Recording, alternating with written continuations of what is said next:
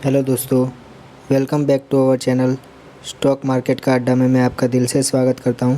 अगर आप चैनल पे नए हैं, चैनल पे फर्स्ट टाइम विज़िट किए हो तो चैनल को सब्सक्राइब करें और बेल आइकन दबाना ना भूलें, ताकि जब भी मैं नई वीडियो अपलोड करूं तो आप तक नोटिफिकेशन के थ्रू पहुंच जाए।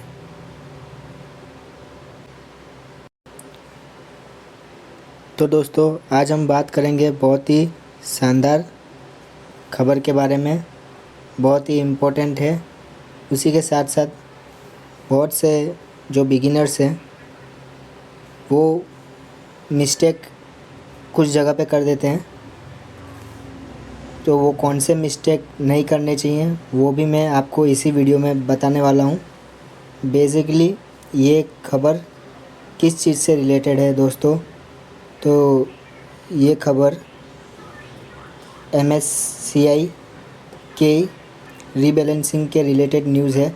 आप सभी को पता ही है, हाल फिलहाल में MSCI की रीबैलेंसिंग हम लोगों को होते हुए दिख जाती है। एंड MSCI इंडेक्स मतलब क्या होता है, बेसिकली आपको पता है। निफ्टी 50 हमारा जैसे इंडेक्स होता है जिसमें बड़े 50 शेयर देखने को मिल जाते हैं, तो वैसे ही MSCI इंडेक्स हम लोगों को देखने को मिल जाता है। MSCI ये एक ग्लोबल लेवल का इंडेक्स है। सो हम कह सकते हैं कि जब जब इस इंडेक्स में किसी भी स्टॉक को एंट्री मिलता है तो ऑब्वियसली वो स्टॉक ग्लोबल लेवल के रडार पर आ जाता है बहुत से इन्वेस्टरों के, फॉरेन इन्वेस्टरों के आई मीन। एंड इन चीज़ों के चलते उस स्टॉक में हमको बाइंग ज़्यादा नज़र आती है, बाइंग ज़्यादा नज़र आती हुई हमें देखने को मिल जाता है जब ये सब चीज़ें होती हैं। तो दोस्तों, किसी भी स्टॉक, जैसे कि अगर मैं MSCI की बात ना करके निफ्टी 50 की बात करूँ, तो किसी भी स्टॉक को अगर निफ्टी 50 में जगह मिल जाती है तो क्या होता है, यस, म्यूचुअल फंड्स उन स्टॉक्स में निवेश कर लेते हैं।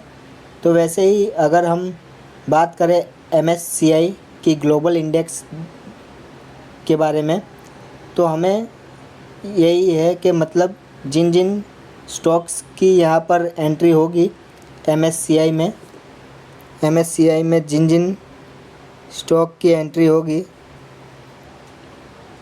तो उनमें हमें विदेशी इन्वेस्टरों का इन्फ्लो आता हुआ दिखेगा।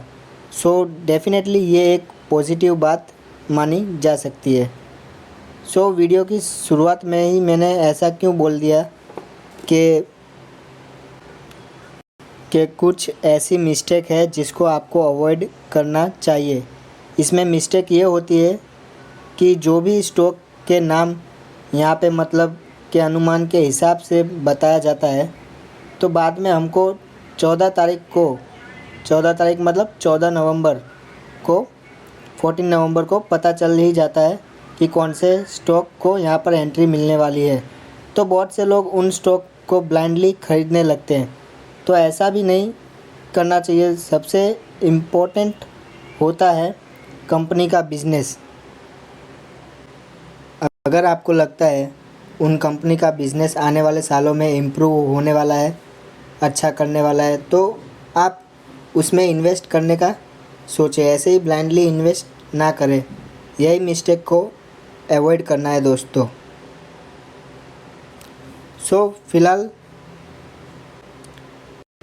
दोस्तों, फ़िलहाल मैं आपको यहाँ पे एक नहीं, दो नहीं, तीन नहीं, 4 ऐसे स्टॉक्स आपको बताने वाला हूँ जिनके नाम फ़िलहाल तो सामने आ रहे हैं कि शायद 14 नवंबर को 14 नवंबर को कंफर्म हो जाएगा डेट। तो याद रखना, 14 नवंबर डेट याद रखना। तब अभी तो मैं क्या सभी लोग अनुमान लगा रहे हैं कि ये 4 स्टॉक का नाम हाल फिलहाल में कंफर्म 14 नवंबर को हो जाएगा। तो ये डेट आप याद रखिएगा, 14 नवंबर MSCI इंडेक्स अनाउंसमेंट करेगा कि हाँ भाई, ये कंपनी हमारे इंडेक्स में ऐड होगी 14 नवंबर को, डेट याद रखिएगा दोस्तों। फ़िलहाल तो ये चार शेयर्स के नाम आ रहे हैं जिनके चांसेस ज़्यादा हैं कि वो इस इंडेक्स में ऐड हो सकती है। सबसे पहली कंपनी है, जी हाँ दोस्तों, पॉलीकैब इंडिया लिमिटेड। ये केबल सेक्टर में नंबर 1 कंपनी है। ये एकदम दमदार कंपनी है, शानदार कंपनी है अपने सेक्टर में। और सबसे अच्छी बात यह है कि इनका मैनेजमेंट सबसे बढ़िया है। यदि हम बात करें इनके मार्केट कैपिटल की, तो आप देखिए दोस्तों, 79,79 करोड़ का इनका मार्केट कैपिटल है। देन पी रेशियो 55.10 है। देन इसके 5 साल का अगर अपने चार्ट पैटर्न देखते हैं, जी हाँ देखिए दोस्तों, 5 साल का इनका डेटा पैटर्न देखिए, 726% की तेज़ी हमको देखने को मिली है। देन इनके 52 वीक हाई एंड लो की बात करें हम, तो ये देखिए दोस्तों, इनका 52 वीक है हाई 5422, देन 52 वीक लो है 2500, यानी कि 2500। देन कंपनी के फंडामेंटल्स की बात करें बैलेंस शीट द्वारा, तो वो है,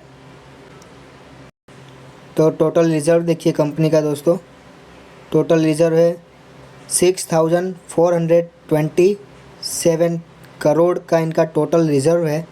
देन इस कंपनी की सबसे अच्छी बात ये है इनके मैनेजमेंट की, तो ये देखिए, फर्स्ट ऑफ ऑल 78 करोड़ का इनका कर्जा था लॉन्ग टर्म, उसको घटा के 2 करोड़ समथिंग लाए। फिर उसको घटा के पूरा कर्जा चुकता करने के बाद, 0 करने के बाद, देन आज की डेट में कंपनी पे कोई कर्जा नहीं है। देन अगर शॉर्ट टर्म बोरोइंग की बात करें हम, तो शॉर्ट टर्म बोरोइंग हाँ अपने को देखने को मिल रही है 82 करोड़ की हाल फिलहाल में, वो भी काफ़ी अच्छा है। देखो पहले 102 था, फिर 111 बढ़ के हुआ, देन 88 कम करके, देन फिर कम किया 76 करोड़ का किया, देन अभी बढ़ा के 82 करोड़।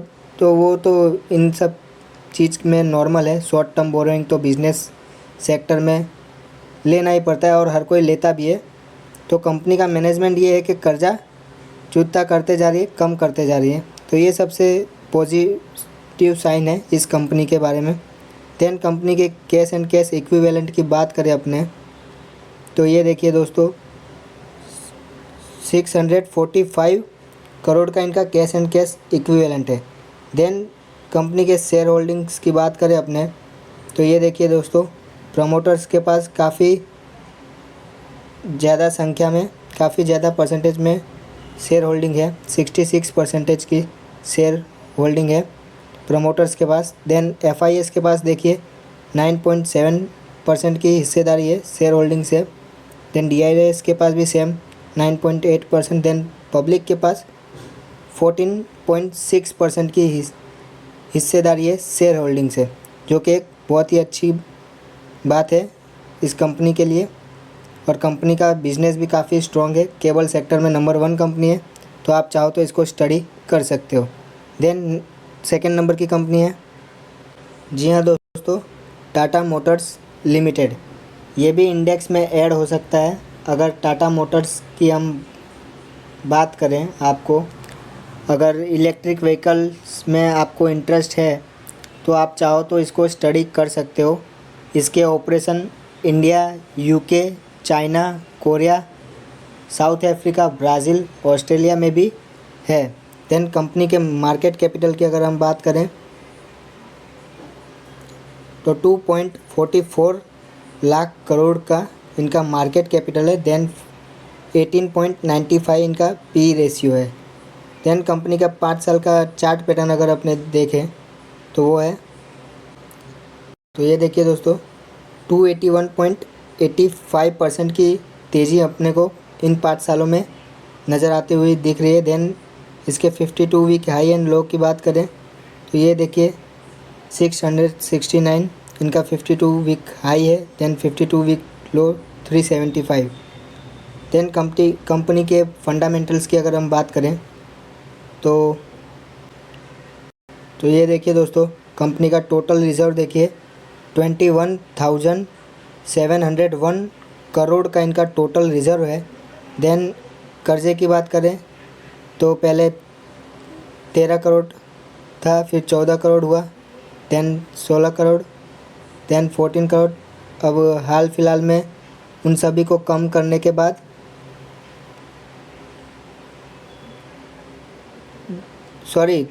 13 करोड़ नहीं था, मतलब 13,000 करोड़, देन 14,000 करोड़, 16,000 करोड़ और हाल फिलहाल में है 10,000 करोड़ का मतलब कर्जा है इस कंपनी पे। तो वो भी कोई बड़ी इश्यू नहीं है, क्योंकि कंपनी का रिज़र्व ही देखिए, ये चाहे तो अभी इसी वक्त कर्जे को क्लियर कर सकती है। ये तो बिज़नेस सेक्टर में कर्जा लेन देन होता रहता है, तो इसमें इतना कोई पैनिक होने वाली बात नहीं है दोस्तों। लेकिन अगर शॉर्ट टर्म की बात करें तो शॉर्ट टर्म बोरोइंग भी हाल फिलहाल में हमें 8,426,000 करोड़ की दिख रही है। तो इतना पैनिक होने वाली बात नहीं है, क्योंकि टाटा का कंपनी है, टाटा मोटर्स की, तो ये सब कर्जा तो कोई मायने नहीं रखता है। उनका बिज़नेस भी काफ़ी स्ट्रॉन्ग है, तो चलता है ये सब। Then cash and cash equivalent की बात करें हम तो ये देखिए 1400 करोड़ का इनका कैश एंड कैश इक्विवेलेंट है। हाँ, हालांकि लॉन्ग टर्म के लिए अगर आप चाहो तो इस पे स्टडी कर सकते हो टाटा मोटर्स पे। शॉर्ट टर्म के लिए तो ये कंपनी काम की नहीं है, लॉन्ग टर्म इन्वेस्टरों के लिए ये कंपनी काफ़ी अच्छी है। देन थर्ड नंबर के स्टॉक नहीं, उससे पहले हम शेयर होल्डिंग्स देख लेते हैं कितनी है। तो ये देखिए दोस्तों, प्रमोटर्स के पास 46% की हिस्सेदारी है। तो ये देखिए, इतने स्मार्ट प्लेयर अगर होल्ड करे हुए हैं तो हम भी तो होल्ड कर ही सकते हैं दोस्तों। देन FIS के पास देखिए 17% की है हिस्सेदारी, देन 19% की लगभग DIS के पास है, देन पब्लिक सेक्टर के पास 17% की शेयर होल्डिंग्स है। तो इतने अच्छे अच्छे स्मार्ट इन्वेस्टर अगर होल्ड किए हुए हैं तो हम सब तो होल्ड कर ही सकते हैं, क्योंकि इनके पास काफ़ी गहराई में इन्फॉर्मेशन मिलता रहता है, डेप्थ में। तो आप चाहो तो स्टडी करके इसमें इन्वेस्ट कर सकते हो। देन थर्ड नंबर के स्टॉक की बात करूँ मैं तो वो है मैक्रोटेक डेवलपर्स लिमिटेड, जिनको हम प्यार से लोधा बिल्डर्स के नाम से भी जानते हैं। इसको भी आप चाहो तो स्टडी कर सकते हो। कंपनी की बात करें तो इनका फोकस अभी मुंबई के साथ साथ पुणे में भी है, बेंगलोर में भी है, और जिस सेगमेंट में ये कंपनी काम करती है उसमें नंबर 1 पोजीशन पे है। देन कंपनी के मार्केट कैपिटल की अगर मैं बात करूं तो कंपनी का मार्केट कैपिटल है 78.26 थाउजेंड करोड़ का इनका मार्केट कैपिटल है। देन अगर इनके 5 साल का चार्ट पैटर्न अगर मैं आपको दिखाऊं तो वो है, सो ये देखिए दोस्तों, 205% की तेज़ी हमें इन 5 सालों में नज़र आ रही है। देन कंपनी के 52 वीक हाई की बात करें, लो की बात करें तो ये देखिए 8 to 9 52 वीक हाई है, देन 52 वीक लो है 355। और कंपनी के फंडामेंटल्स की अगर हम बात करें तो ये देखिए दोस्तों, टोटल रिज़र्व कंपनी का पहले देख लीजिए, 12,000 करोड़ का टोटल रिज़र्व है इनके पास। देन लॉन्ग टर्म बोरोइंग की बात करें तो 485 था 2019 में, 19 में, देन 20 में इतना, 21 में इतना, 22 में इतना, देन हाल फिलहाल में कम करते हुए नज़र आ रहे हैं। लॉन्ग टर्म बोरोइंग अभी 1500 करोड़ के समथिंग इनका कर्जा है लॉन्ग टर्म बोरोइंग, जो कि ये आंकड़ा देखिए, देन ये आंकड़ा देखिए। वो चाहे तो कंपनी का कर्जा यूँ चुटकियों में निपटा सकती है। तो ये तो बिज़नेस के लिए जो कर्ज़े लिए रहते हैं कंपनी ने, तो उसके हिसाब से इतना अपने को देखने को मिलता है। और ये भी एक पॉजिटिव साइन है दोस्तों, अगर कर्ज़ा लिया है उसको कर्ज़े को कम करते जा रही है कंपनी, तो ऑब्वियसली बात है कि कंपनी का बिज़नेस ग्रोथ कर रहा है। देन शॉर्ट टर्म बोरोइंग भी देखिए, शॉर्ट टर्म बोरोइंग भी है इनके पे, हाल फिलहाल में है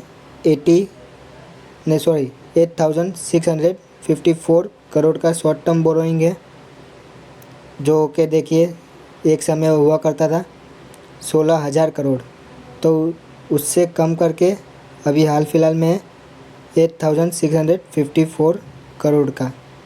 तो ये भी एक पॉजिटिव साइन है कि पहले 16,000 करोड़ था, उसको कम करके अभी 8,000 करोड़ का कर्जा सिर्फ कंपनी पे है। और कंपनी के कैश एंड कैश इक्विवेलेंट की बात करें हम, तो ये देखिए दोस्तों, लगभग 1,700 करोड़ का इनका कैश एंड कैश इक्विवेलेंट है। तो अगर कंपनी भी काफ़ी स्ट्रॉन्ग है, अगर आपका नज़रिया लॉन्ग टर्म का है तो इस पे आप स्टडी करके निवेश कर सकते हो। देन अगर हम लास्ट स्टॉक की बात करें तो वो है, लास्ट स्टॉक से पहले हम इसके शेयर होल्डिंग्स के बारे में देख लेते हैं। तो देखिए दोस्तों, 75% की हिस्सेदारी प्रमोटर्स के पास है। तो प्रमोटर्स लोग, स्मार्ट इन्वेस्टर्स जो भी हैं, वो बेवकूफ़ तो होंगे नहीं कि काफ़ी भारी हिस्सेदारी इन्हीं की देखने को मिल रही है। तो कंपनी में दम होगा तभी ना। देन FIS के पास देखिए 19% की, DIS के पास देखिए 4% की, पब्लिक के पास भी लगभग 1% की शेयर होल्डिंग्स है। तो अगर आप चाहो तो इस पर स्टडी कर सकते हो, निवेश करना चाहो तो लॉन्ग टर्म के लिए। कोई रिकमेंडेशन नहीं है दोस्तों, लेना ना लेना ये आप पे निर्भर करता है। देन अगर हम लास्ट स्टॉक की बात करें तो वो है पेटीएम लिमिटेड। पेटीएम का भी एक नाम हमें सामने आता हुआ दिख रहा है, तो अगर आप चाहो तो इसको भी स्टडी कर सकते हो। ये अभी आपको अपने हाई से 40% की गिरावट पे दिखेगी।